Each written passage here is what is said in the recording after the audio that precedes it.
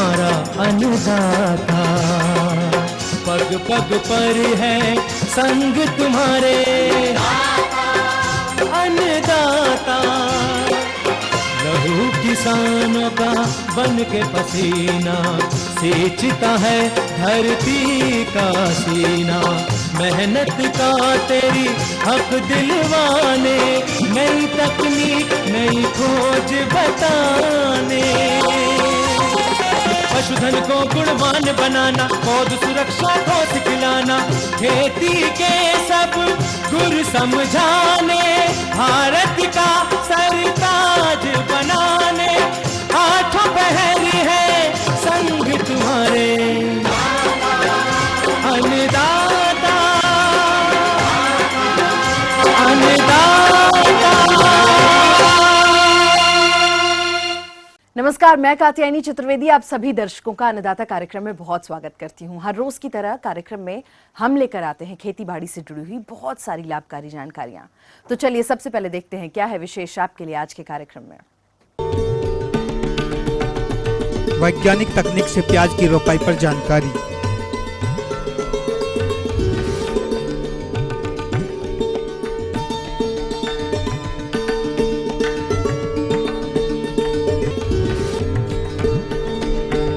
दुधारू पशुओं के प्रजनन व्यवस्था पर एक प्रस्तुति।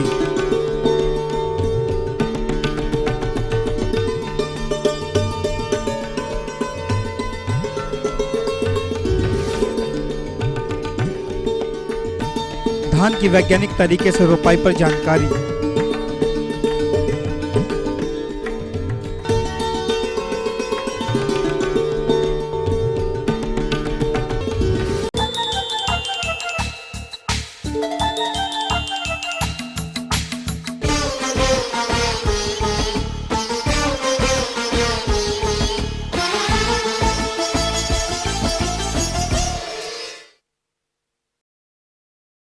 अपने हरियाणा प्रदेश में इन दिनों धान की खेती बड़े पैमाने पर हो रही है। मौसम के लुकाछुपी से यहाँ के किसानों को फसल को उगाने के लिए कई उतार चढ़ावों से गुजरना पड़ता है। आज हम कांगड़ा के एक मशहूर किसान के खेत की तरफ जा रहे हैं जो अभी धान की रोपाई कर रहे हैं और उन्हें कृषि वैज्ञानिक मार्गदर्शन भी दे रहे हैं। कृषि उत्पादन के क्षेत्र में धान का पहला स्थान है। हरियाणा और हिमाचल प्रदेश में इसकी खेती बड़े पैमाने पर की जाती है। हिमाचल प्रदेश में इसकी खेती ज़्यादातर उन क्षेत्रों में की जाती है जहां का तापमान और जलवायु ज़्यादातर अधिक होती है, लेकिन कांगड़ा इसकी फसल की खेती के लिए बहुत ही मशहूर है। कांगड़ा में किसान इन दिनों अपने खेतों में धान की फसल को रोपित कर रहे हैं। जून जुलाई के माह में रोपित की जाने वाली धान की फसल यहाँ के किसानों के लिए काफ़ी फायदेमंद साबित होती है। इस फसल की रोपाई से एक महीना पहले इसके पौधों को तैयार करने के लिए पनीरी लगाई जाती है। जब पनीरी निकलने लग पड़ती है तो उसके बाद फिर पानी से खेत को भर दिया जाता है। फिर भरने के बाद उसको जब वो बड़ी हो जाती है तो दोबारा उसके 22 या 1 महीने के बाद जो है पनीरी दोबारा उठाकर एक खेत से दूसरे खेतों में लगाना शुरू कर देते हैं। लगभग 1 महीने में पौधे पनीरी में तैयार हो जाते हैं। यहाँ के किसान इसे देसी चावल के नाम से भी संबोधित करते हैं, जो कि अन्य किस्मों के मुकाबले काफ़ी स्वादिष्ट और पौष्टिक होते हैं। यहाँ पर तो कृषि विभाग वाले तो आते नहीं हैं, क्योंकि वो अगर आए और हमारे किसानों को कोई सलाह दें तब तो ठीक है, मगर कभी भी वो आते हैं यहाँ पर देखे नहीं हैं। और जब भी कोई भी काम करते हैं तो हम अपने ही ऊपर निर्भर करते हैं, ना कि वो तो कृषि विभाग वाला कभी किसी को नज़र नहीं आते। धान की अच्छी पैदावार लेने के लिए संपूर्ण जानकारी दे रहे हैं एक कृषि वैज्ञानिक। जैसा कि किसान भाई देख रहे होंगे, ये नर्सरी की जो रोपाई का समय चल रहा है। तो किसान भाई रोपाई से पूर्व मैं कुछ बातें करना चाहूँगा। जो प्रजातियां हैं मुख्य रूप से बासमती की पूसा 1121 है, पूसा सुगंधा 2 है, पूसा सुगंधा 3 है, पूसा सुगंधा 4 है, पूसा सुगंधा 5 है और पूसा बासमती 1 है और पूसा इम्प्रूव्ड वैरायटी है जिसका नंबर 1460 है। इन प्रजातियों की किसान भाइयों ने नर्सरी डाल रखी होगी। इसके अलावा जो कुछ प्रजातियां जो कि हाइब्रिड में PRS 10 है, किसान भाइयों ने डाल रखी होगी। इसके अलावा जिसमें कि जो हाइब्रिड प्रजातियां हैं उनमें एराइच 6444 है और DRH 775 है डाल। इसके अलावा मोटे में NDR 359 है जो कि नरेंद्र धान 359 है और इसके अलावा पंथ धान 4 है, पंथ धान 10 है, पंथ धान 12 है। इन प्रजातियों की नर्सरी लगभग इस समय करीब करीब तैयार है। जहां तक किसान भाइयों जो नई प्रजाति है पूसा बासमती 1509 है, किसान भाइयों को 18 से 20 दिन की नर्सरी की रोपाई करनी चाहिए और जो बाकी प्रजातियां हैं बासमती की और मोटे धान की तो वो 20 से 25 दिन भाई रोपाई कर सकते हैं। दूसरी चीज़ ये है कि क्योंकि पूसा बासमती 1509 का जो समय है लगभग शॉर्ट ड्यूरेशन की है, लगभग 90 से 110 दिन के बीच में पक करके तैयार हो जाती है, तो इसलिए किसान भाइयों को अच्छी उपज लेने के लिए ध्यान रखें कि 18 दिन की ही नर्सरी लगा दें तो ज़्यादा बेहतर परिणाम मिलते हैं। किसान भाइयों इसके बाद बात आती है कि खेत की जो तैयारी की बात है, किसान भाइयों को रोपाई पूर्व खेत की अच्छी तरीके से, जिन किसान भाइयों ने खेत में हरी खाद के रूप में ढैंचा या सनई का प्रयोग किया है उनको अलग से खाद और उर्वरक का प्रबंधन करना चाहिए। तो सबसे पहले मैं खाद और उर्वरक प्रबंधन से बात करूंगा। खेत की जो तैयारी है, जब रोपाई से पूर्व ढैंचा की बुआई की थी, ढैंचा को कम से कम एक जुताई पलटाई 40 दिन पर पलटाई हो जानी चाहिए और उसके बाद उसमें कम से कम 3-4 दिन अगर समय है छोड़ देना चाहिए। उसके बाद पानी भर करके खेत की जो लेव लगाना चाहिए किसान भाइयों। और जो बाकी जो बगैर जो हरी खाद की जो तैयारी है उसको 2-3 जुताइयाँ करके अच्छी तरीके से लेप लगा करके खेत को रोपाई पूर्व तैयार कर लेना चाहिए किसान भाइयों। अब खाद और उर्वरक की बात करेंगे किसान भाइयों। जहाँ तक खाद उर्वरक की बात है, अगर जिन किसान भाइयों ने ढैंचा या सनई का प्रयोग किया है उनको लगभग जो 30 से 35% नाइट्रोजन की बचत कर लेनी चाहिए। तो अगर ढैंचा है तो उस दशा में जो नाइट्रोजन की मात्रा होगी, बासमती के दशा में मैं बात करना चाहूँगा, अगर बासमती की प्रजातियाँ रोपाई करने जा रहे हैं तो उसमें लगभग 70 से 80 किलोग्राम नाइट्रोजन और 60 किलोग्राम फास्फोरस और 40 किलोग्राम पोटास प्रति हेक्टेयर की दर से किसान भाइयों को बुआई के समय डालना है, जिसमें कि नाइट्रोजन की जो मात्रा है 1/3 मात्रा रोपाई के समय देनी है, बाकी दो मात्राएं बाद में 2 बार में किसान भाइयों को देनी है। और किसान भाइयों जहां तक जिन्होंने हरी खाद के रूप में नहीं लिया है तो उस दशा में जो मात्रा होगी किसान भाइयों, नाइट्रोजन की मात्रा जो प्रति हेक्टेयर होगी उसमें 80 से 100 किलोग्राम प्रति हेक्टेयर नाइट्रोजन की मात्रा देते हैं 100 किलोग्राम तक, और 60 किलोग्राम फास्फोरस और 50 किलोग्राम पोटास प्रति हेक्टेयर की दर से बासमती में देते हैं। इसी तरह से किसान भाइयों जो सामान्य प्रजातियां हैं या हाइब्रिड प्रजातियां हैं उनकी बात करेंगे। उसमें कितना बासमती में हमेशा किसान भाइयों को अंतर रखना चाहिए खाद में कि बासमती की प्रजातियों की अगर रोपाई कर रहे हैं किसान भाई तो बासमती में खाद की मात्रा कम देनी चाहिए और जो हाइब्रिड है उसमें सामान्य में थोड़ी सी ज़्यादा मात्रा देनी चाहिए। तो सामान्य हाइब्रिड में जो मात्रा रहेगी किसान भाइयों 120 किलोग्राम नाइट्रोजन देनी है और 60 से 80 किलोग्राम प्रति हेक्टेयर की दर से फास्फोरस और 60 किलोग्राम पोटास प्रति हेक्टेयर की दर से जो रोपाई करते समय देनी है। इसमें नाइट्रोजन की जो 1/3 मात्रा जो होती है नाइट्रोजन की रोपाई करते समय दे दें, बाकी 2 बार में मात्रा आगे चल करके देनी होती है किसान भाइयों को। तो किसान भाइयों को जो रोपाई है, जो पौध किसान भाइयों को थोड़ा सा पौध उखाड़ते समय और मैं थोड़ी सी बात करना चाहूँगा, हमेशा ही किसान भाई ध्यान रखें कि पानी भरकर ही पौध को उखाड़ें, क्योंकि पानी उखाड़ने से कई फायदे होते हैं। एक तो जो पौध आसानी से उखड़ जाती है, दूसरी चीज़ एक समस्या बकानी रोग के रूप में आगे जो आती है वो समस्या से काफ़ी हद तक निजात मिल जाता है जब हम फ्लड कंडीशन में या जो पानी भर के उखाड़ते हैं उस समय। और किसान भाइयों जब पौध उखाड़ लें उस समय जो दूरी है लाइन से लाइन की दूरी 20 × 15 सेंटीमीटर की दूरी पर जो पौधों की रोपाई करनी चाहिए और जो एक जगह पौधों की जो मात्रा है कम से कम 2 पौधे ज़रूर एक जगह, 2 पौधों की संख्या एक जगह लगानी चाहिए।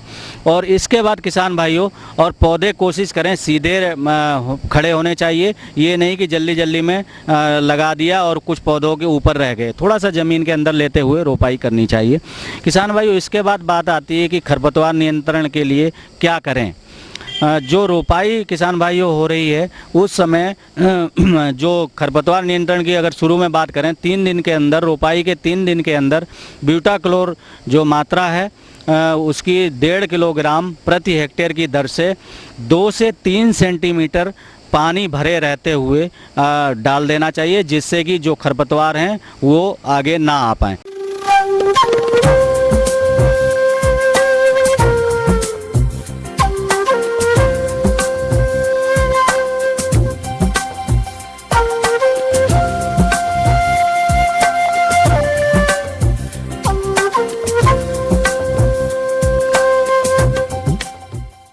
मौसम के अनुसार प्रबंधनों पर टिकी होती है आपकी खेती बाड़ी, और इसीलिए मौसम पूर्वानुमान और उस पर आधारित साप्ताहिक कृषि सलाह इस प्रकार से है। ग्रामीण कृषि मौसम सेवा, कृषि मौसम विज्ञान विभाग, चौधरी चरण सिंह हरियाणा कृषि विश्वविद्यालय हिसार द्वारा संभावित मौसम के अनुसार किसान भाइयों को कुछ सलाह दी जाती है, जो इस प्रकार से है। परिवर्तन मौसम व बारिश की संभावना को देखते हुए नरमा कपास में निराई गुड़ाई करें, ताकि बारिश आने पर नमी संचित हो पाए। किसान भाइयों को सलाह दी जाती है कि धान की रोपाई पानी की उपलब्धता के अनुसार करें। किसान भाइयों को यह सलाह भी दी जाती है कि अरहर की कम अवधि वाली किस्मों के प्रमाणित बीजों से बिजाई मौसम साफ रहने पर ही करें। परिवर्तन मौसम व बारिश की संभावना को देखते हुए बाजरा व गवार की बिजाई अगले 4 दिनों तक रोक लें तथा अच्छी बारिश हो जाने पर प्रमाणित किस्मों के बीजों से बिजाई करें। बिजाई से पहले बाजरा बीज को 2 ग्राम एमिसॉन प्रति किलोग्राम बीज की दर से सुखाकर उपचार करें। बिजाई से पहले गवार बीज को 6 लीटर पानी में 6 ग्राम टेप्टोसाइक्लिन घोल लें और इस घोल में 6 किलोग्राम गवार का बीज 1-2 घंटे तक भिगोएं तथा बाद में 30 से 40 मिनट बीजों को छाया में सुखाकर बिजाई करें। बारिश के मौसम में पशुओं के रहने वाले स्थानों को चारों तरफ से साफ सुथरा करके रखें तथा बीमारी से बचाएं व आवश्यकता अनुसार टीकाकरण करवाएं। पशुओं के अच्छे स्वास्थ्य व दुग्ध उत्पादन के लिए हरे चारे के साथ साथ 50 ग्राम नमक तथा 50 से 100 ग्राम खनिज मिश्रण प्रति पशु अवश्य दें। किसान व बागवान भाइयों को मौसम के आधार पर ये जानकारी दी जा रही है कि वो अभी जितने दिनों भारी व मध्यम वर्षा हो रही है उन दिनों में किसी भी स्प्रे शेड्यूल ना करें, स्प्रे का कार्य मत करें। वो अगर बहुत ज़रूरी है तो उसमें वो स्टिकर लगा के कर सकते हैं। इसके अलावा खेतों में खड़ी फसलों के लिए जैसे टमाटर, शिमला मिर्च, बैंगन इत्यादि और फसलें लगी हुई हैं, तो इनके रोकथाम के लिए कई बार किसान भाई स्प्रे करने की सारनी देखते रहते हैं। तो उसमें जैसे हम कह रहे हैं कि आने वाले दिनों में वर्षा है, तो इसके लिए उन्हें या तो स्प्रे ना करना है, अगर बहुत इमरजेंसी है करना ही है तो वो स्टिकर लगा के कर सकते हैं। पशुओं के बारे में अभी मैं बताने जा रही हूँ कि बरसात के मौसम में ज़्यादातर पशुओं में चीचड़ व लंगड़ा बुखार की बीमारी उत्पन्न हो जाती है। तो उसके बचाव के लिए लंगड़ा बुखार के लिए तो समय से पहले ही टीकाकरण करवाना चाहिए, जबकि चीचड़ों के लिए उनको एमिट्राल घोल 2 मिलीलीटर 1 लीटर पानी में घोल बनाकर उनकी बॉडी पे स्प्रे करना चाहिए। छिड़काव करने से इस बीमारी से इससे बचाव हो सकता है। साथ पशुओं का पशुशाला में साफ सफाई का भी खास ध्यान रखें। उसके लिए फिनाइल का पोछा लगाया जा सकता है व सुखाने के लिए पंखे का प्रयोग भी कर सकते हो। तो ये थी कुछ उपयोगी जानकारियां। आप लेते हैं एक बहुत छोटा सा ब्रेक, बहुत जल्द होंगे हाजिर।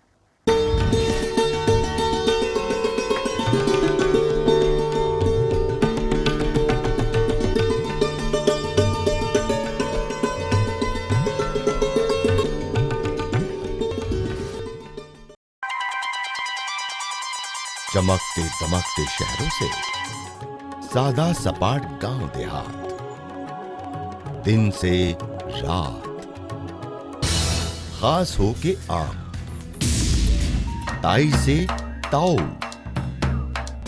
खबर हर किसी की, खबर हरियाणा के दिल की। मारा हरियाणा।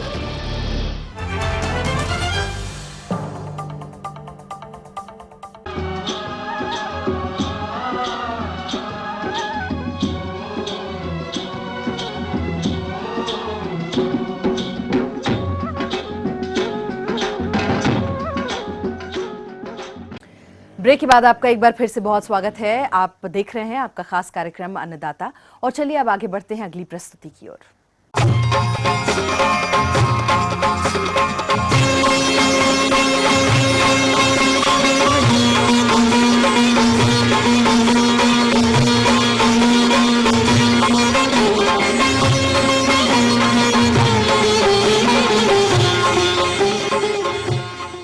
डेयरी पालन राज्य के किसानों के लिए अतिरिक्त आय का मुख्य जरिया है, लेकिन इन पशुओं में प्रजनन संबंधी समस्याएं आती रहती हैं। जैसा कि कई पशुपालकों के यहाँ बार बार ताव में आने तथा पशु का गर्भ न ठहरने की भी प्रमुख रूप से समस्या देखी जाती है। अतः पशुपालक भाइयों, ये कौन कौन सी समस्याएं हैं और इनका प्रबंधन कैसे किया जाए, इस बारे में जानकारी दे रहे हैं एक विषय विशेषज्ञ डॉक्टर पंकज लवानिया।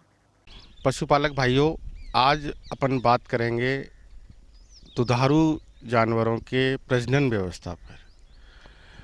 अपन जैसा कि आप जानते हैं कि दूध के लिए गाय भैंस पाली जाती है। यहाँ हमको कुछ सफलतापूर्वक एक गाय का अपन पालन करें या भैंस का पालन करें, इसके लिए कुछ बातों का आपको ध्यान रखना ज़रूरी है। मेरा हमेशा मानना रहा है कि गाय खरीदने की बजाय खुद की टोकरी को ही पाला जाए और उसको आगे चल के गाय बनाया जाए। अब खुद की टोकरी को अपन को गाय बनाना है। जैसा कि सबसे पहला सवाल ये होता है कि साहब हम अपनी टोकरी को या गाय को, जो पहलियात है, विशेषकर अपन पहलियात की बात कर रहे हैं, कि कब सांड के पास गर्भाधान के लिए ले जाया जाए। तो यहाँ हमको ये कुछ बातों का ध्यान रखना ज़रूरी है कि जब भी अपन पहली बार किसी टोकरी को सांड के पास ले जा रहे हैं तो उसका वज़न कम से कम 2.5 कुंटल या 2 कुंटल से लेके 2.5 कुंटल तक वज़न होना चाहिए। जब तक 2 कुंटल से और 2.5 कुंटल के बीच में वज़न टोकरी का नहीं है, वो पाड़े में नहीं आएगी। अब अगर अपनी टोकरी ने 2 कुंटल का वज़न ले लिया है और वो पाड़े में भी आ गई है, अब यहाँ एक सवाल सबसे बड़ा पैदा होता है कि साहब हम कैसे पहचानें कि हमारी टोकरी या हमारी गाय पाड़े में आ गई है। आमतौर पे पशुपालकों के बीच में क्या धारणा है कि साहब गाय बोल रही है, तो गाय बोल रही है इसलिए वो पाड़े में है। इसमें कोई शक नहीं है कि जब जानवर मद में आता है या पाड़े में आता है या हीट में आता है तब वो आवाज़ करता है, ब्लीटिंग जिसको कहते हैं। लेकिन आप ये भी देखिए कि कुछ जानवर ऐसे भी होते हैं जो हाका नहीं करते या बोलते नहीं हैं, गूंगा, जिसको गूंगा पाड़ा अपन कहते हैं। तो ऐसी सूरत हाल में अपन को ये मालूम होना चाहिए कि हम कैसे पहचानें कि हमारा जानवर पाड़े में आ गया है या मद में आ गया है। तो ये देखिए, अगर जानवर आपका ज्ञाविन नहीं है तो गाय है या भैंस है वो हर 21 दिन से बराबर पाड़े में आएगी। तो इसमें अपन देखें कि जैसे आमतौर पशुपालकों के बीच में एक धारणा होती है, भाई जानवर बोला, कोई शक नहीं है इसमें, ये भी एक पहचानने का तरीका है कि आपका जानवर पाड़े में है या नहीं है। लेकिन दूसरे जो तरीके हैं, उसकी योनि से एक लसलसा पदार्थ निकलता रहता है, वो एक पहचान करता है कि वास्तव में आपकी गाय पाड़े में है या नहीं है। तो आप बड़े बड़े अगर डेयरी फार्म पे देखें तो वहाँ पर एक टीजर बुल रखते हैं। टीजर बुल क्या होता है? टीजर बुल होता है कि एक वो सांड जिसकी नसबंदी कर दी गई है।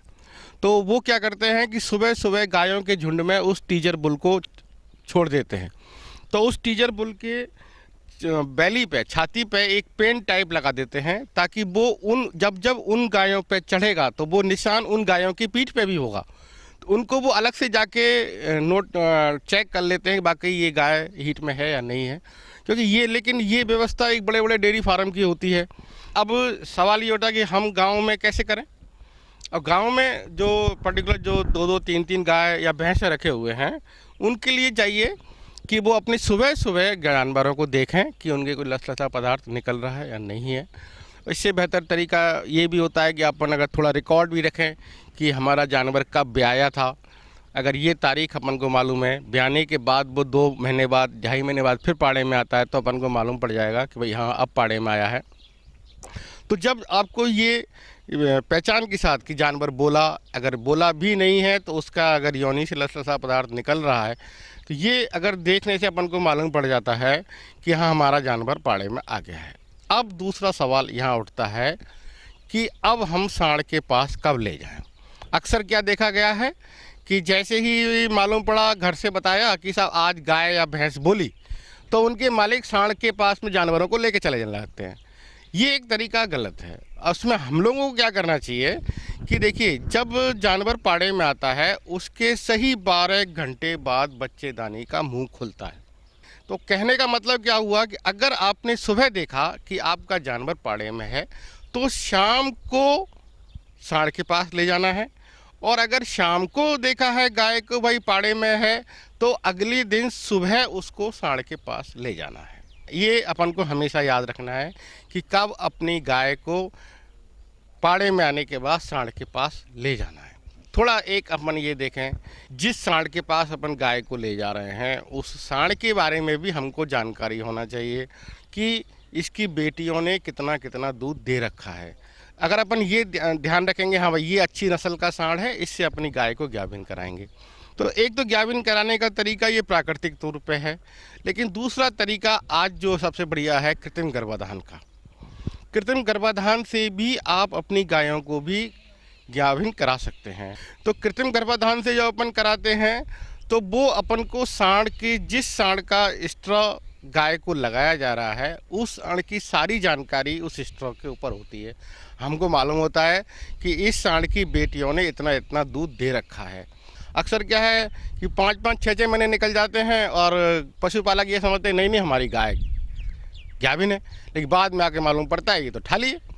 तो ऐसे में हमको क्या करना चाहिए, जिस डेट पर आपने चाहे प्राकृतिक रूप से गर्भाधान कराया है या कृत्रिम रूप से गर्भाधान कराया है, उस डेट को हमेशा याद रखें। उसके आने वाले 21 दिन के बाद उस गाय को दोबारा देखें कि वो दोबारा कोई लसलसा पदार्थ निकल रहा है या नहीं निकल रहा है, या वो बोल रही है या नहीं बोल रही है। यानी अगर 21 दिन बाद दोबारा वो मद में नहीं आती है तो एक आधार बनता है कि हमारा जानवर गाभिन हो सकता है, गाभिन नहीं है, गाभिन हो सकता है। आगे और भी बहुत कुछ रोचक जानकारियां हैं आपके लिए, पर यहाँ रुकेंगे एक बहुत छोटे से कमर्शियल ब्रेक के लिए। जल्द होंगे हाजिर। कला, कल्चर, कुर्सी, कुदरत,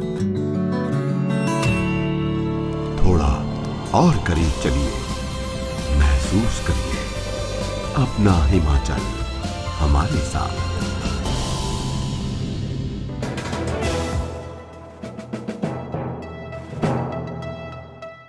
ब्रेक के बाद आप सभी दर्शकों का एक बार फिर से बहुत स्वागत है। चलिए अब रुख करते हैं अगली कड़ी की ओर।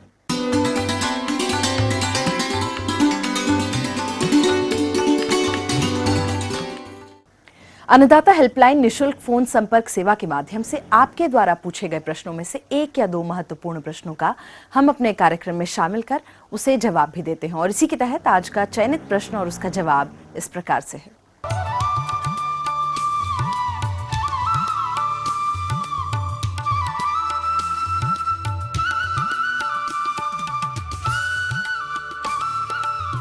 किसान भाइयों, जैसा कि प्याज की बुआई में मजदूरी व मानव श्रम अधिक लगता है, अतः इसी को ध्यान में रखते हुए आज हम बात करेंगे प्याज ट्रांसप्लांटर की, जिसे ट्रैक्टर द्वारा संचालित किया जाता है।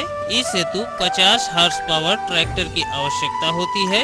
ट्रैक्टर के साथ इस मशीन को अन्य कृषि यंत्रों की तरह ही जोड़ा जाता है।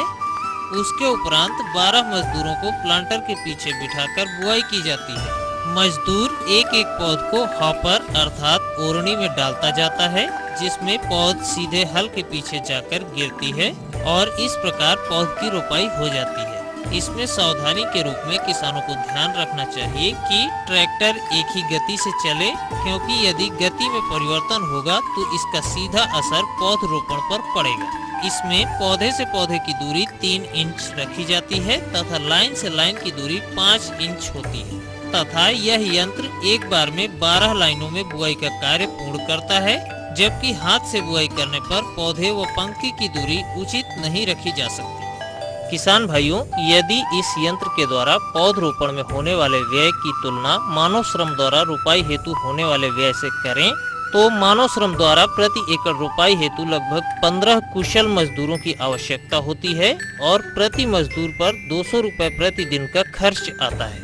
इस प्रकार मजदूरों द्वारा प्रति एकड़ रोपाई पर खर्च लगभग 3000 रुपए होता है, जो कि स्वयं कतार बनाकर रोपाई का कार्य करते हैं।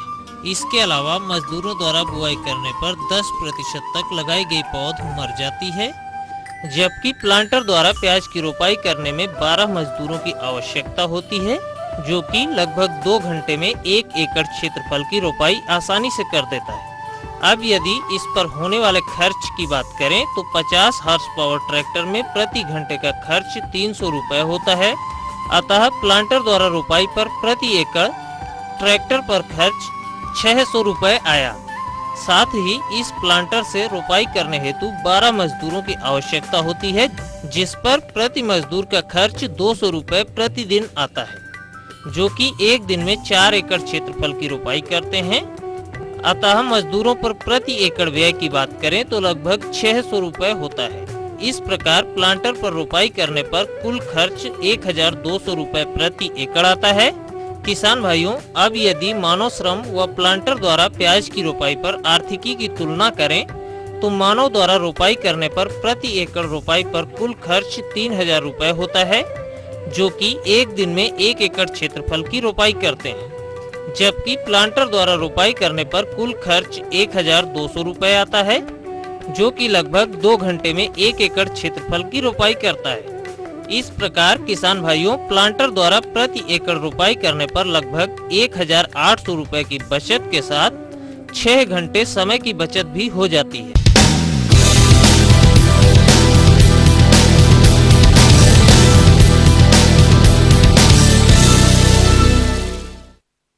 तो राज्य की विभिन्न मंडियों में कृषि उत्पादों के चढ़ते उतरते बाजार भाव की संक्षिप्त जानकारी इस प्रकार से है।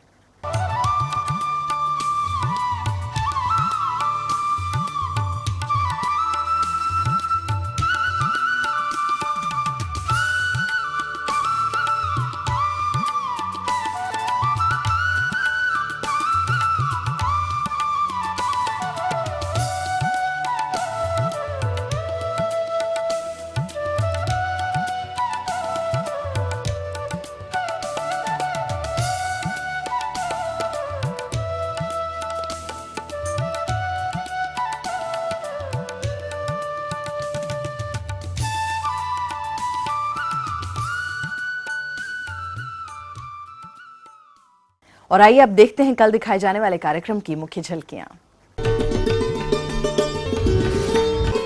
बकरी पालन पर अन्नदाता की एक खास पेशकश। हम ये उम्मीद करते हैं कि आज का कार्यक्रम आप सभी दर्शकों के लिए उपयोगी रहा होगा। किसान भाई और अन्नदाता आपकी सेवा के लिए संकल्परत है। कृषि संबंधित समस्या एवं सुझावों के लिए आप हमें इस पते पर संपर्क भी कर सकते हैं। प्रोड्यूसर अन्नदाता, ETV Haryana Himachal Pradesh, Ramoji film city Hyderabad 501512। साथ ही आप हमें ईमेल भी कर सकते हैं। हमारा ईमेल एड्रेस है annadaata.hr.hp@etv.co.in। और इसके अतिरिक्त आप हमें निःशुल्क हेल्पलाइन नंबर 180010845999 पर सुबह 10 बजे से शाम 4 बजे के बीच में संपर्क भी कर सकते हैं। फिलहाल अन्नदाता की पूरी टीम को दीजिए इजाजत। कल फिर होंगे हाजिर इसी समय, आपसे मुलाकात करेंगे और कृषि संबंधित कुछ और रोचक जानकारियां आपके साथ साझा करेंगे। तब तक के लिए नमस्कार।